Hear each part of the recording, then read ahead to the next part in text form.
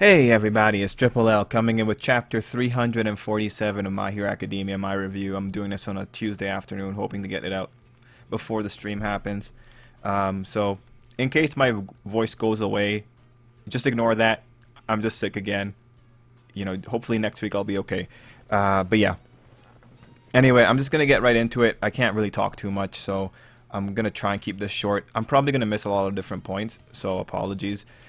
In terms of general notes, I thought that I liked last week's chapter a little bit more. This chapter this week was more like, a bit of a setup kind of thing. You're setting up why exactly things are working the way they are, and you're setting up what's going on the Izuku side. I don't think that's a problem. Like, you kind of need those setup chapters. I am hoping that, if we're switching over to Toga, we stay with Toga for like 70% of the next chapter. This was actually a pretty good mixture in terms of the two scenes. Like, this is one of the biggest challenges here is going to be going between the battlefields. Like, if you were doing this in a book and you have like this many minor characters, you could probably get away with just doing very quick battles. You just have to describe a few things. Like, books don't really need choreography explained that well. But for a manga, it's a little bit different because of just how much panels are taken up by choreography. Things will also get more complicated the more rhetorics get involved here. But right now, like, one rhetoric that we are seeing is just quirk singularity coming back and just being talked about. Anyway, yeah, I liked last week's chapter more than this one, but that's not saying anything bad about the chapter. I think it was overall solid for a transition chapter. So let's just get into it and just talk about small points where I thought was really interesting. So on page 1, biggest thing I want to mention here, aside from just the creepiness of Shigaraki's hands, is that Bakugo, it looks like his gauntlets got destroyed a little bit. So we'll have to see how that ultimately works out for him. I do kind of feel we're going to be like, I do feel like the final battle, a lot of people are going to be running on fumes, and we're going to be seeing a lot of cool stuff here. Okay, going over to page 2 and 3, this is one of those pages where, aside from Mirko having spares, which made a lot of sense to me, I was really hoping for that. The big thing here is the confirmation that Erasure is still working. This thing is not a quirk, as far as we're being told, and we have the rhetoric about quirk doomsday. Now, I do find the rhetoric just ultimately very interesting. So first, I like knowing that this is very much like a science-based, like, cell duplication type thing, or just, constantly cell regrowth. He's just growing things. One thing that becomes very clear here, again, is just, I feel science is more incredible than quirks sometimes. I mean, especially in this chapter, because you see Sirius, and Sirius is an anime first character, and her quirk is pretty lame. It's just super hearing, I believe. It's a sensory quirk. You have that kind of character there, and what you really just learn is that there's so much more technology that's more impressive than that one girl. Mind you, she probably has tech that helps her out too. It just calls back to people like Night Eye, that in Hero Academia society, the technology is so advanced that there really should be more people running around who just rely on technology. I mean, because Night Eye relies on technology 23 hours of the day, and just active skill, and he's still able to be very successful as a hero, successful enough to lead an operation. So this is just, again, one of those big reminders that science in Hero Academia is very advanced, just to be able to produce this. I also think, I'm assuming this surgery is very hard on people's bodies. I'm assuming only Shigaraki could go through the surgery because he just hates people so much. He has, like, the willpower to do it. But honestly, if this is what that surgery could do, you should have just, you should have just found more people who were like Shigaraki and just piled this surgery onto them. Even if they die, who cares? You're going to get normal bodies out of it. It's just, some things are just mind-boggling. I really feel like if All For One wasn't so obsessed about quirks, he could have actually had a very scary army. Anyway, the other thing on this page that I do want to talk about is just the way that Shigaraki talks about how he talks about this quirk theory, about, like, the body must adapt, this new form that humanity acquires in line with the singularity proposed by Garaki. I'm looking at all that, I'm just thinking, like, Shigaraki, I don't think this is you talking, because I don't think you actually know that much about the theory. Like, this just seems way too coherent for Shigaraki, and again, mind you, that's my impression of it. I think it's too coherent. I mean, like, this is the guy that started off the series comparing real life to video games, and now he's out here talking about this conspiracy theory. Okay, you know what? I'm gonna dial that back a bit. This might be, like, the most true to life thing in the manga so far. A gamer who goes in, deep dives on a conspiracy theory, and then spouts it out like he knows everything. That is not that unrealistic. I need to apologize. That's actually, you know what, that might be god tier writing. Like, props to Horikoshi. Like, Shigaraki's really living the life. All right, so I'll put that point away. But I will look at this one point where Shigaraki says, "You people who sweep it all under the rug and shy away from the inevitable future couldn't possibly understand." Now, this is the weird thing. This does seem like this is just someone who has a doomsday theory and is just very committed to it.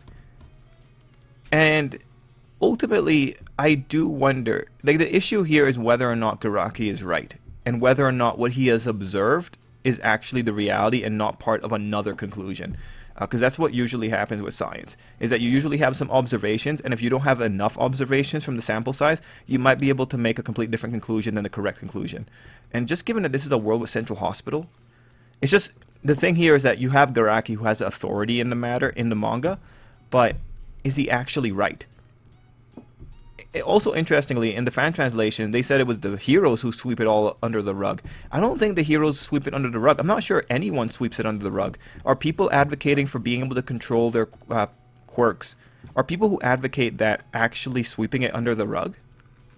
I don't know. Mind you, I think the general idea of singularity, that being that the software improves faster than the hardware, I think there's merit to that. But, you know, maybe this is not such a fast-coming apocalypse. Just because that they're, like, when you look at Izuku's body and One for All are kind of one quirk that show that singularity could be thwarted, because the idea of One for All is training wheels until Izuku can hold all the power without breaking. The unfortunate thing is that the one person who would have been, like, the most applicable with singularity, was where I think not many people can actually deny, would have been Aoyama, and Aoyama had a quirk inserted into him. Like, his body was incompatible because his body was never meant to have a quirk.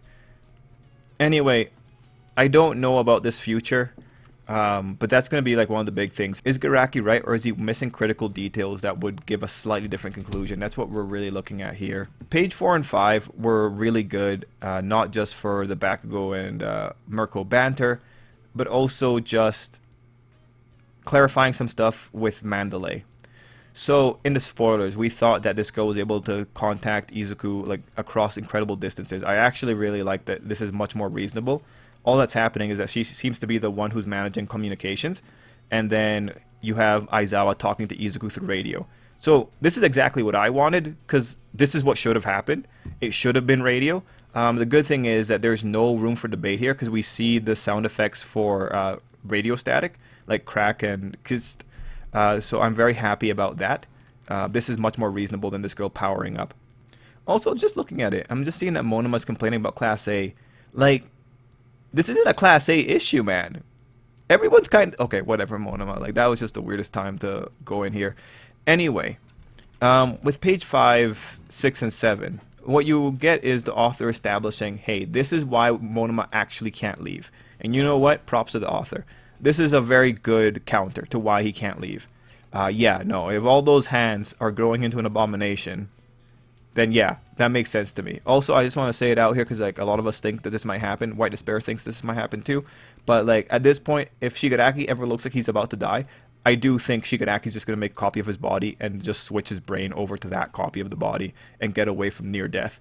I'm pretty sure that's going to be a tactic this guy can produce. Unless he can only produce hands, in which case, that's a completely different conversation. Anyway, overall, I like the setup. I like the counter that Horikoshi set up here. I think this is a very real concern. One thing I will say is that Sun Eater does not say the hell yeah like everyone else, and I thought that was nice for his character, but at the same time it's like, Sun Eater, you're facing down actual death. You know, this is... It'd be okay to sacrifice your character gimmick, because, like, no one's looking... You, there's no issue of stage fright here. I don't think Shigaraki even cares about you, but alright, whatever. He can get to have his gimmick. It was pretty funny. Anyway, one thing I do want to say is that Mirko mentioned that they formed a team for the fight, so, like, Bakugo has to get his act together. If we bring up team rhetoric, oh man, that makes me really excited for Bakugo, because if this guy starts telling people what to do, oh man, it's gonna be a critical hit on Shigaraki. I'm really hoping. We go into page 8, and I don't really care about the explanation of this island. What I do care about, though, is the 200 kilometers. So the 200 kilometers, we're now dealing with a distance that the guy Izuku actually has to cross. We'll have to see how Horikoshi wants to do that. He might be telling us 200 kilometers just to like get us thinking that Izuku's going to cross it all by himself, or you know, there's going to be a last minute thing that happens that allows him to get from one spot to the other. We'll have to see what really goes down. You know, it'd be cool if the jet, you know, just the ones that are flying around UA, if they just backed off and just flew towards Izuku. That'd be pretty neat, but maybe that's too reasonable. You know what? We've already got a really big point with people actually using their radios, so that's really good. Worth pointing out. Oh, one more note is that, yeah, to get Izuku out of there, you probably would have had the 10 seconds at the very start of the fight, but then once this started going down, it was over. It's too bad for Monoma. If Monoma goes plus Ultra and is able to use 2 quirks at once, though, that might be the other way of getting Izuku back.